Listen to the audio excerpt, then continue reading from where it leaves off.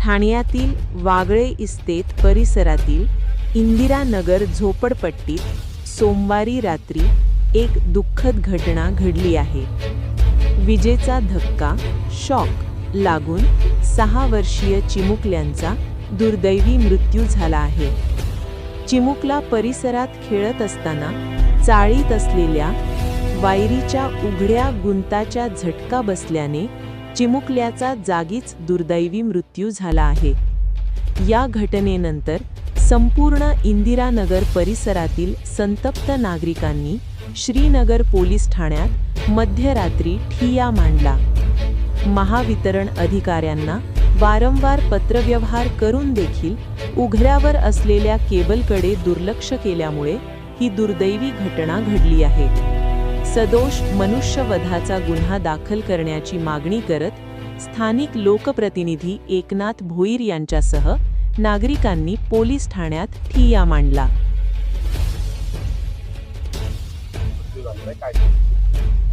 एमएससीबीचा भोंगाळ कारभार हा समोर आलेला आहे।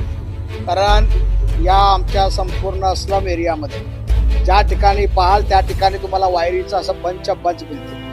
अनेक वेळेला आम्ही पत्रव्यवहार केलेले आहेत। एमएससीबीला सांगितलेलं आहे का जागोजागी मीटर प्रत्येकाच्या दरवाज्यावर बसवा, व्यवस्थितपणे वायरिंगचं हे करा, पण त्याने कधीही ते ऐकलं नाही।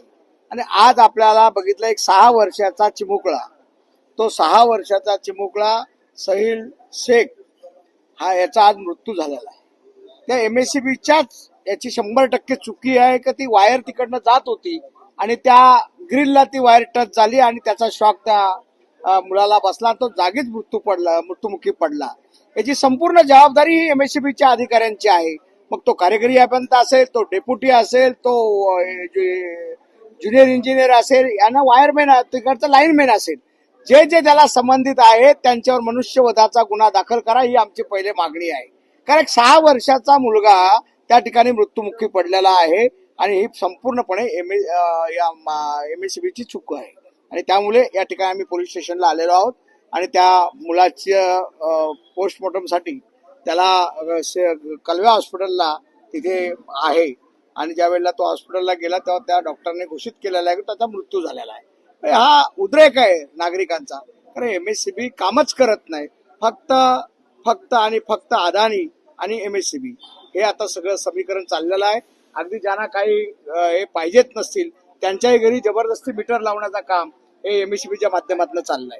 आणि दादागिरी थोडक्यात खरं तर हुकुमशाहीप्रमाणे त्याची दादागिरी चाललेली आहे एमएससीबीची। एखाद्या माणसाच्या घरामध्ये जरी हे नसेल तर त्यात एखादा बिल थकला तर ताबडतोब तिथं डिस्कनेक्ट केले जाते। मग ही सुविधा का दिली जात नाही? शेवट सुविधा देण्याचे पैसे ते लोक घेतात आपल्याकडनं। मग नागरिकांना योग्य ती सुविधा मिळाली पाहिजे ही आमची मागणी आहे।